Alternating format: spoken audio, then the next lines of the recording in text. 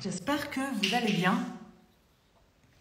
Je vous fais un live aujourd'hui pour vous parler d'équilibre, bonheur versus chaos, avec cette question qui est: le bonheur est-il dans le chaos? Parce que on cherche beaucoup, on est beaucoup dans cette quête d'équilibre. Alors, spoiler alert, je ne crois pas en l'équilibre personnellement.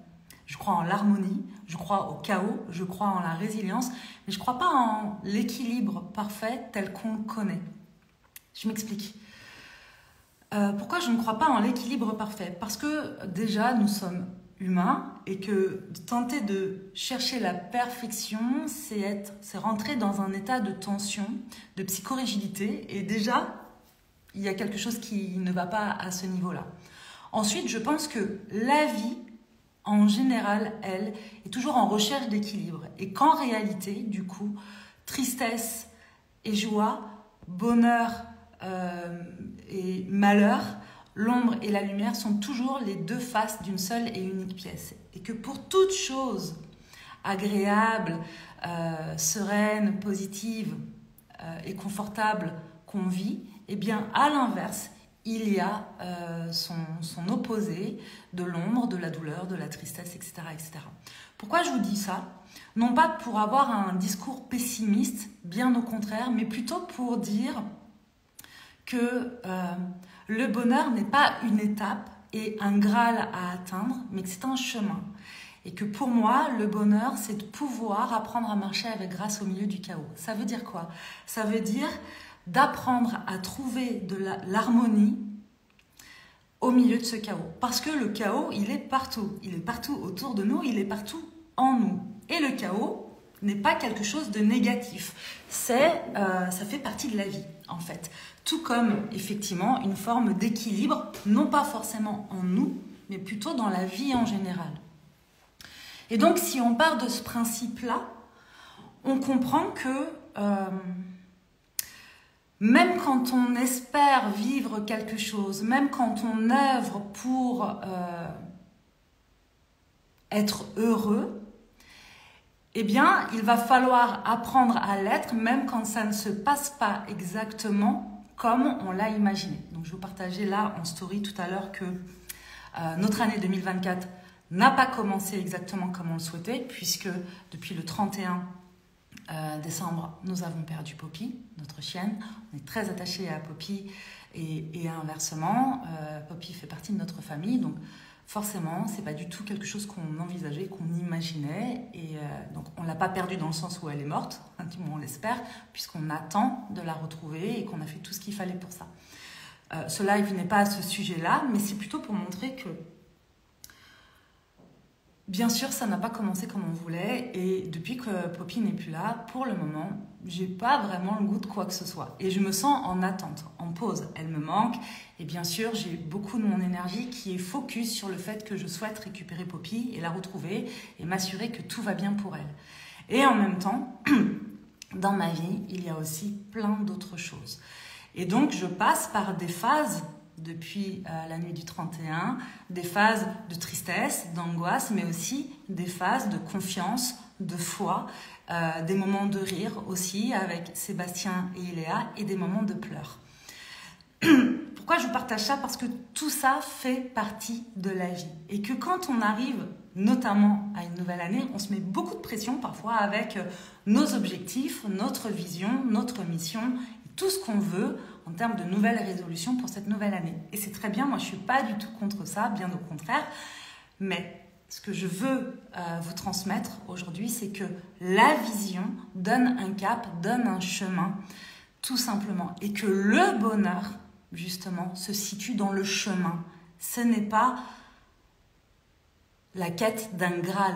Beaucoup pensent que le bonheur, et parlent du bonheur comme quelque chose à atteindre, comme si c'était l'objectif ultime, et qu'à partir du moment où, tiens, on serait arrivé à l'endroit du bonheur, qu'on aurait réussi à prendre ce bonheur, à le trouver, eh bien, ça ne bougerait plus. Qu'il y aurait un espèce d'état comme ça, d'épanouissement constant, d'être heureux constamment. Et pour moi, cette quête-là fait notre souffrance. C'est cette quête-là qui crée de la tristesse, qui crée de la frustration et qui crée l'illusion d'un bonheur comme un état parfait, tout comme l'équilibre, et notamment chez les entrepreneurs, ce mythe de l'équilibre parfait. Pour tant d'heures travaillées, je devrais pouvoir passer tant d'heures de plaisir avec ma famille, mon conjoint, mes enfants, mes amis, etc. C'est un mythe en fait, parce que quand on regarde les choses, si on suit le flot de la vie, eh bien, il y a des moments, notamment en tant qu'entrepreneur, où on va être dans ce flot, où ça va rouler. D'autres moments où on va gérer énormément de problèmes. Et ça fait partie du lot des entrepreneurs de gérer des problèmes, mais des problèmes qu'on choisit parce qu'ils sont en lien avec nos valeurs, avec notre vision, avec ce qu'on veut créer. Et donc, tout ce qu'on veut créer, même depuis l'espace du cœur, eh bien, il y a son lot de choses à traiter, de choses désagréables, de choses inconfortables. Il y a aussi dans cette notion d'équilibre quelque chose de frustrant, notamment avec toute cette sphère de développement personnel. Il y a tout un discours qui est: si tu n'arrives pas à prendre du temps pour toi et à trouver l'équilibre au quotidien, c'est qu'il y a quelque chose que tu ne fais pas bien. Moi, je crois que l'équilibre se situe plutôt dans cette recherche d'harmonie et que l'harmonie, c'est adapter sa vie et son quotidien à soi en fonction de ce qu'on veut et de ce qu'on projette. Ça veut dire quoi? Ça veut dire que parfois, vous allez travailler plus parce que vous avez un objectif, que vous avez une vision, que vous avez envie d'atteindre et que c'est OK.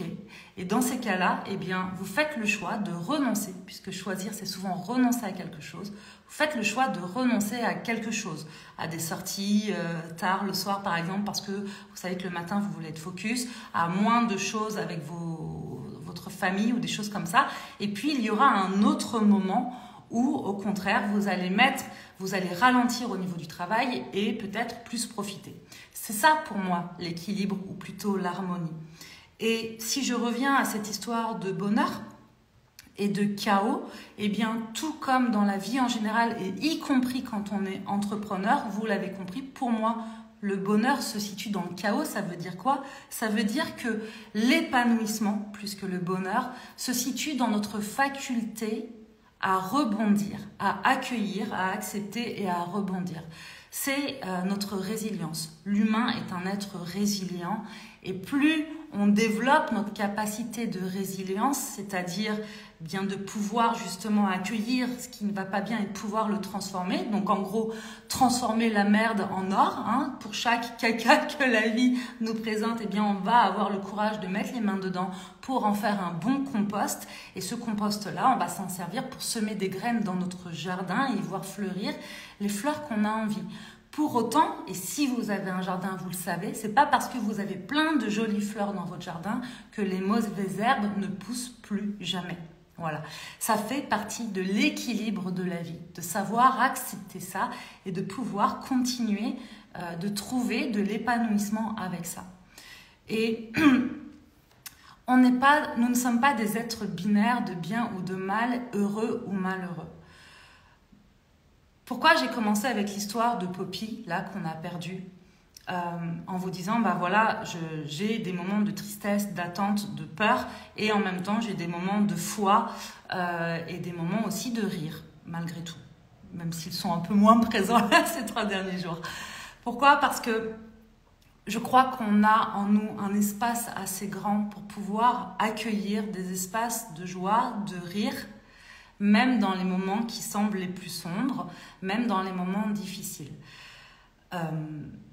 C'est d'ailleurs Khalil Gibran, je ne sais pas si vous connaissez ce poète, qui a écrit le petit livre, pourquoi petit d'ailleurs, le livre Le Prophète, qui est un de mes livres de chevet, qui est l'histoire d'un prophète qui arrive dans un village et les villageois l'interrogent sur divers sujets. Et il y a un texte, un très beau texte sur la joie et la tristesse, où il dit à peu près quelque chose comme « Quand tu es assis à table avec ta tristesse, sache que la joie t'attend dans ton lit et inversement. » Et c'est ça en fait notre chaos. Le chaos, c'est l'équilibre de la vie. C'est-à-dire que pour toute chose, vous allez aussi gagner l'inverse. Et que pour tout état de joie, eh bien, il va y avoir quelque chose de plus inconfortable.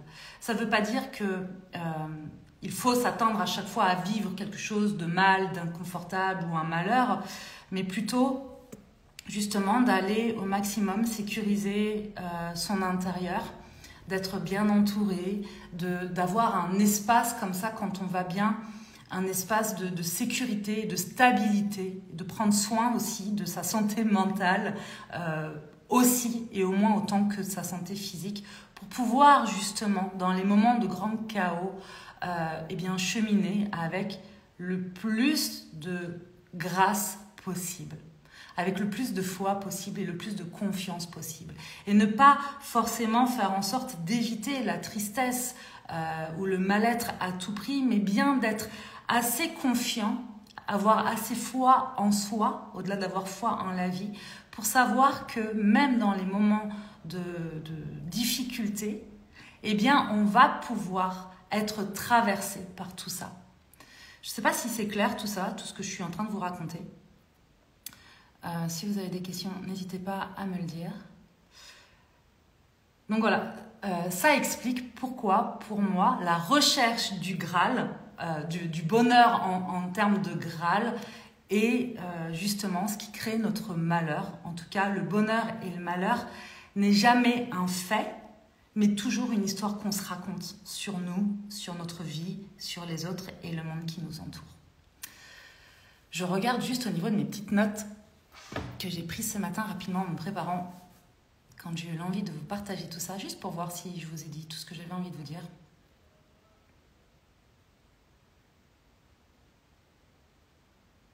Je pense que je vous ai dit tout ce que j'ai envie de vous dire.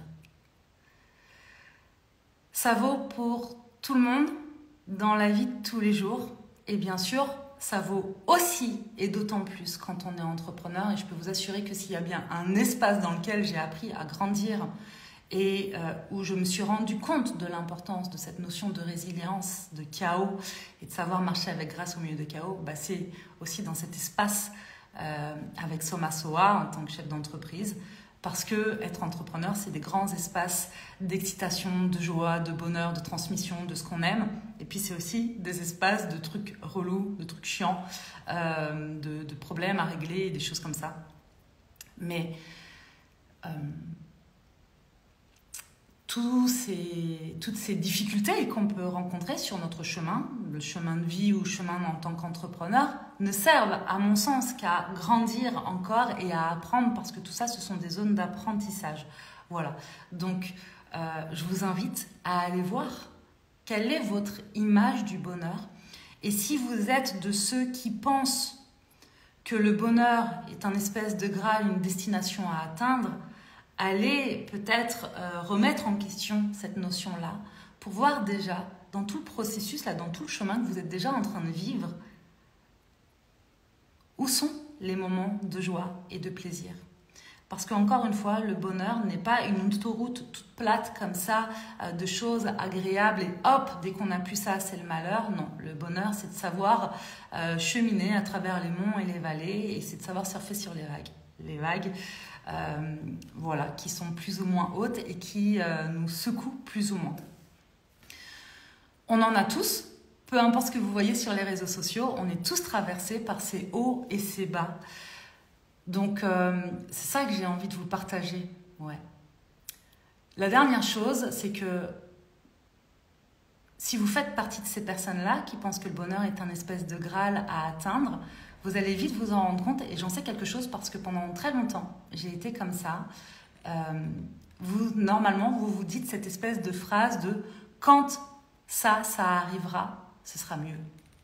Quand j'aurai fini ça, ce sera bien. » Et il y a toujours cette étape d'après, et c'est ça le Graal du bonheur en fait, qu'on s'imagine. Quand ça, ce sera dans ma vie, là je pourrai enfin profiter, là je pourrai enfin me reposer, là je pourrai être enfin heureuse. Et c'est ça l'illusion. C'est ça qui nous maintient dans un état de frustration et dans un état d'illusion justement. J'ai été comme ça pendant très longtemps et je ne sais pas si vraiment ça va se passer, mais ça s'est beaucoup apaisé ça chez moi, et notamment ces dernières semaines. Et on se faisait la réflexion avec Iléa où on prend énormément de plaisir dans ce qu'on est en train de créer avec Soma Soa. On prend énormément de plaisir à travailler tous les trois ensemble et à vous transmettre le meilleur. Et on se disait, c'est quand même une période hyper intense pourtant. Et c'est une période aussi, je peux vous assurer, avec énormément d'inconfort physique. Là, vous le voyez avec la perte de Poppy, c'est plus que de l'inconfort. Voilà, hein, il y a un état d'alerte qui est ici. Et on pourrait être tenté, et par exemple, il y a quelques temps, je me disais, quand on aura fait ce lancement, quand on aura fini cette formation, là je pourrais me dire, quand on aura retrouvé Poppy. Alors forcément, quand on aura retrouvé Poppy, ce sera mieux. Quand on aura terminé la formation Holistic Business, waouh, ça sera génial. Mais en attendant, c'est comment, pendant tout ce temps-là, on arrive à trouver du plaisir et de la joie. Et c'est exactement ce qu'on est en train de vivre en ce moment. C'est qu'on trouve énormément de plaisir et de joie dans le processus, même quand c'est moins confortable.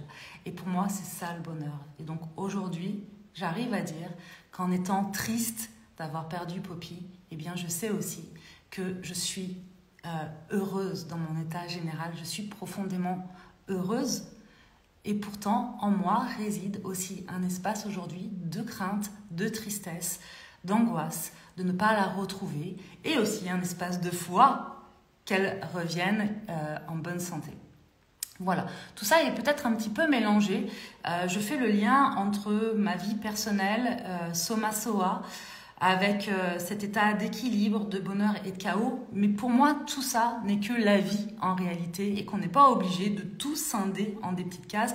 Et d'ailleurs, quand on est dans cette recherche d'équilibre, souvent c'est qu'on tente de faire rentrer les choses dans des petites cases.